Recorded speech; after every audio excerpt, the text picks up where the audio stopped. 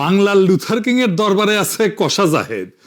ওরে আর কি বলবো জানি না। আমরা মনে করতাম শিলং সালাউদ্দিন, ইকবাল মাহমুদ টুকু, আমির খসরু, মির্জা ফখরুল, মেজর হাফিজ এরাই বিএনপির মধ্যে ইন্ডিয়ান মাল। এখন দেখি কষা জাহেদ সবার বাপ হইছে। অন্যরা তো দেখতেছি দুগ্ধবর্ষী শিশু। তেল হয়েছে কেমন দেখিছেন? আগে তো কুইতা কুইতা কথা কইতো, এখন শরীরের তেল জমিছে, কলকাতা হারবাল খাইছে। বুঝিছাও? আমাদের ট্যাক্সের পয়সায় ইন্ডিয়ার জন্য জাস্টিফিকেশন তৈরি করতেছে। আবার কয় ইউনুসের টাইমে যে সম্পর্ক আছিল সেই সম্পর্ক থেকে বাইরে আসতেছে। আমরা বিভিন্ন পর্যায়ে যখন কথাবার্তা বলেছি, আমার নিজেরও কিছু কথাবার্তা হয়েছে, তারা বাংলাদেশের সাথে 5 আগস্ট পরবর্তী সময়ে ডক্টর ইউনূস সরকারের সাথে যে ধরনের পরিস্থিতি ছিল সেটা থেকে তারা বেরিয়ে আসতে চান। দুই দেশই চায় সে। আমাদের সাথে নাকি ভালো সম্পর্ক চায় ইন্ডিয়া। হে খোদা, আমাদের উঠায় না, নয়তো দড়ি ফেলাও, বায়া উঠে যায়।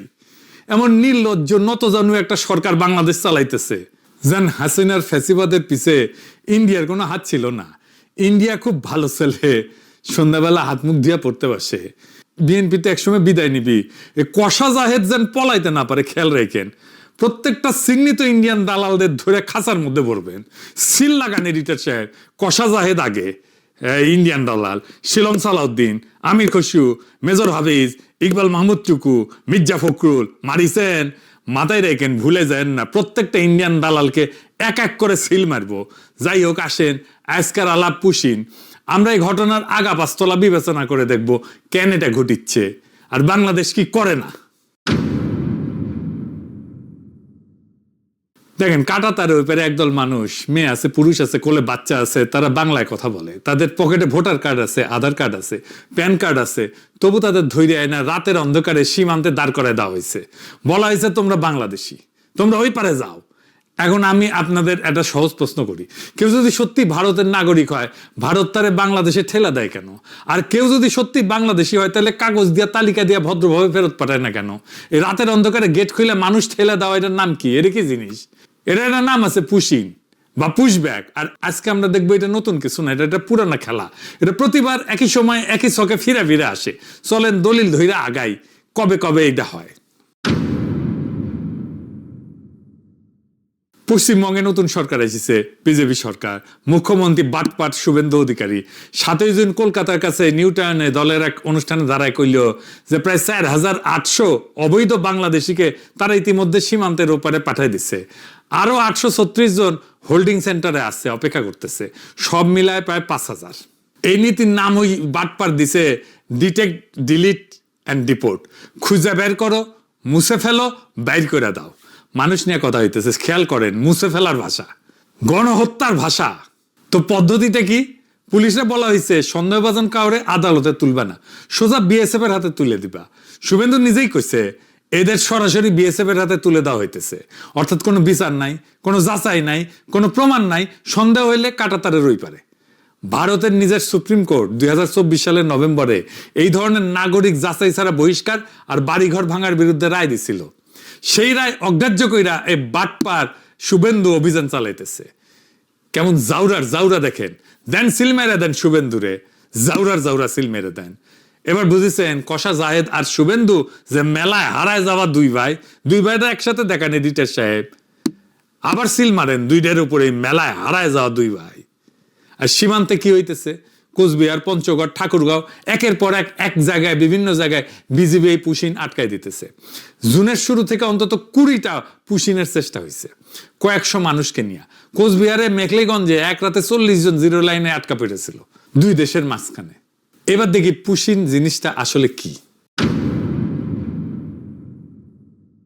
পুশিন বা আর আইনি ফেরত পাঠানো বা ডিপোর্ট দুইটা সম্পূর্ণ আলাদা জিনিস। আইনি ফেরত পাঠানোতে কি হয়? নাম, ধাম, পরিচয় যাচাই হয়, অন্য দেশে আগে জানানো হয়, নির্দিষ্ট চেকপোস্ট দিয়ে হস্তান্তর হয়, দুই দেশ রাজি হয়। এটা একটা স্বীকৃত আন্তর্জাতিক আইন।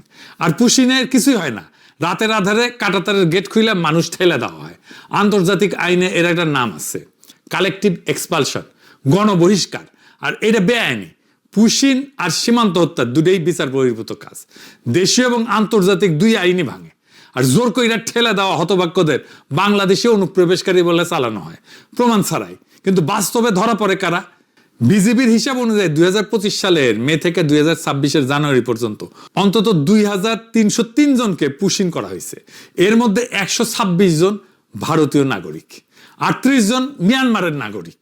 বুঝলেন তো, যাদের বাংলাদেশে বলে ঠেলে দেওয়া হইতেছে তাদের ভেতরে ভারতের নিজেদের নাগরিক আছে, এমনকি মায়ানমারের মানুষ আছে। এরা পশ্চিমবঙ্গ আর আসামের বাংলাভাষী মুসলিম। এদের একমাত্র অপরাধ তারা বাংলায় কথা বলে। আর কষা জাহেদ বলে ইচ্ছা করে পাঠাইতেছে না ইন্ডিয়া। কিরকম জাউরার জাউরা দেখে। এটা বলে নতুন না, এটা একটা ইতিহাস, এটা একটা প্যাটার্ন। কেমন ইতিহাস? আপনাদের নিয়ে যাব 2003 সালে সাতগাছি, কোচবিহার, মাথাভাঙ্গা থানা। 2003 সালের ফেব্রুয়ারি 213 জন মানুষকে জিরো লাইনে আটকে রাখা হইল। এরা ছিল মূলত সাপুরে সম্প্রদায়ের মানুষ। এর ভিতরে 80 জন বাচ্চা আর 65 থেকে 68 জন নারী। ভারত বলে এরা বাংলাদেশি, পাঠায় দাও। তখনকার বিডিআর বলে এরা বাংলাদেশি না। দুই পক্ষই নিতে অস্বীকার করে। 6 দিন শীতের খোলা আকাশের নিচে ঠিক মতো খাবার নাই, পানি নাই, পেশাব পায়খানার ব্যবস্থা নাই, চিকিৎসা নাই, বাচ্চারা নিউমোনিয়া আক্রান্ত হইল। তারপরে 6 তারিখ ভোরে মানুষগুলো রহস্যজনকভাবে উধাও হয়ে গেল। কই গেল কেউ জানে না। অ্যামনেস্টি ইন্টারন্যাশনাল এরা কইছিল স্বেচ্ছাচারী গণবহিষ্কার। 2003-এ কেন্দ্রে কারা ক্ষমতায় ছিল? ভারতের অটল বিহারী বাজপেয়ী সরকার, বিজেপি। অর্থাৎ পুশিনের সাথে বিজেপির সম্পর্ক আজকের না, 23 বছরে পুরানো। তাহলে কংগ্রেস কি ধোয়া তুলসী পাতা? না, কংগ্রেসের আমলে পুশিন ঘটিছে সেই 1964 সাল থেকে। একটা আইন আছে, ফরেনার্স ট্রাইব্যুনাল। ফরেনার্স ট্রাইব্যুনালটা কি? নামটা শুনলে মনে হয় আদালতের মতো একটা ট্রাইব্যুনাল টাইপের ব্যাপার। না, এটা পুরোপুরি আদালত না, এটা একটা আধা বিচারিক সংস্থা। ইংরেজিতে এটা কয় কোয়াসি জুডিশিয়াল বডি। মূলত আসামে চলে। কাজ একটাই, ঠিক করা কে ভারতীয় আর কে বিদেশি। এর জন্ম 1946 সালের পুরানো ফরেনার্স অ্যাক্ট থেকে। আর 1964 সালের সরকারি আদেশে এই ট্রাইব্যুনালটা একটা আইনি রূপ পায়। অর্থাৎ এইটা ব্রিটিশ আমলের আইনের গর্ভে জন্মানো একটা যন্ত্র। এখন আসল মায়ের পাশটা শোনেন, কারণ এইখানে গোটা খেলাটা আছে। সাধারণ আদালতের নিয়ম কি? যে অভিযোগ করে তারাই প্রমাণ করতে হয়, তাই না? চোর বলতে হইলে আগে চুরি প্রমাণ করতে হয়, তাই না? কিন্তু ফরেনার্স ট্রাইব্যুনালের নিয়মটা উল্টা। এখানে রাষ্ট্র আপনারে বিদেশি প্রমাণ করে না, আপনারে নিজেরে ভারতীয় প্রমাণ করতে হয়। আইনের ভাষায় একে বলে বার্ডেন অফ প্রুফ। এটা আসামির ঘাড়ে। অর্থাৎ আপনি দোষী যতক্ষণ না নির্দোষ আপনি নিজে নিজে প্রমাণ করতে পারেন। কিভাবে কাজটা শুরু হয়? কিভাবে? পুলিশ একটা সন্দেহের রেফারেন্স পাঠায়, কিংবা ভোটার তালিকায় নামের পাশে একটা ডি অক্ষর বসায় দেয়। ডি ডি মানে ডাউটফুল, সন্দেহজনক। সন্দেহজনক ভোটার, ব্যাস। কোনো তদন্ত লাগে না, প্রমাণ লাগে না। সন্দেহের ভিত্তিতে একজন মানুষের ট্রাইব্যুনালে টানা হয়। আর তখন তার সারা জীবনের কাগজপত্র জোগাড় করে প্রমাণ করতে হয় সে ভারতীয়। ভাবেন একবার, আপনার বাবার জন্মের কাগজ, দাদার জমির দলিল, গরিব অশিক্ষিত একজন বাঙালি মুসলিম কৃষক বা শ্রমিক এই কাগজ পাবে কই? একটা বানান ভুল থাকলে, একটা তারিখের গরমিল, আর সেটারে মারাত্মক বিদেশি ঘোষণা করে দিতে পারে গুয়াহাটির আদালত। আর একবার বিদেশি ঘোষণা হইলে আটক, তারপরে কাঁটাতারের ওই পারে পার করে দাও। এই ট্রাইব্যুনালের সদস্যরা আবার স্থায়ী বিচারক না, রাজ্য সরকার চুক্তিতে নিয়োগ দেয়। আর করে কি, এদের উপর একটা চাপ থাকে। কত বেশি মানুষকে বিদেশি ঘোষণা করতে পারলো তার উপরে এদের পারফরমেন্স মাপা হয়। তাহলে বুঝতে পারতেছেন, এটা নিরপেক্ষ বিচার না, এটা একটা ছাকনি, যেটা বানানোই হয়েছে নির্দিষ্ট একদল মানুষকে সাইকা বাইর করে দিতে। জানুয়ারি 2025 পর্যন্ত এই ট্রাইব্যুনাল প্রায় 1,66,000 মানুষরে অনিয়মিত অভিবাসী ঘোষণা করছে, অভারতীয় ঘোষণা করছে। 1,66,000, এটা গোটা শহরের মানুষের সমান। কাগজ কলমে রাষ্ট্রহীন করে দিছে। ইন্ডিয়া যেটা করতেছে এটা ভয়ঙ্কর কাজ। গরিব মানুষ এত পেপার সার্টিফিকেট এসব কি বুঝে? বাংলাদেশে যদি বাংলাদেশের গরিব হিন্দুদের, যাদের ভিটামাটি নাই, তাদের কাছে পেপার সার্টিফিকেট চায়, তাদেরকে হ্যারাস করা শুরু করে। আর ভারত থেকে অবৈধভাবে যারা আসতেছে এই ওসিলায় এদেশে গরিব হিন্দুদের ধরে ধরে বর্ডারে নিয়ে যায় যদি ঠেলে দেওয়ার চেষ্টা করে, ব্যাপারটা কি কেমন অমানবিক হবে দেখেন। কোনো সুশীল কষা জাহেদ বিএনপির মুখে এই সমস্ত শুনবেন না, কোনো আন্তর্জাতিক মিডিয়াতে এই সমস্ত কিছু পাবেন না। কোনো মুসলিম দেশ এই কাজ করলে দেখতেন সবাইকে আউকাউ লাগাই দিত। কিন্তু একটা মজার জিনিস কি জানেন? আওয়ামী লীগ ক্ষমতায় থাকলে পুশিন হয় না। কেমনে? ইন্ডিয়া 1980-র দশক থেকে হাজার হাজার মানুষকে পুশব্যাক করে আসতেছে। ক্ষমতায় কে? এরশাদ আর জিয়া। 2003-এর বড় হয় পুশিন। ঢাকায় তখন কে ক্ষমতায়? খালেদা জিয়ার সরকার। আর এখন 2026 আওয়ামী লীগের আমলে একটাও পুশব্যাক হয় না। এর সাথে মিলান শান্তি বাহিনী কখন হয়?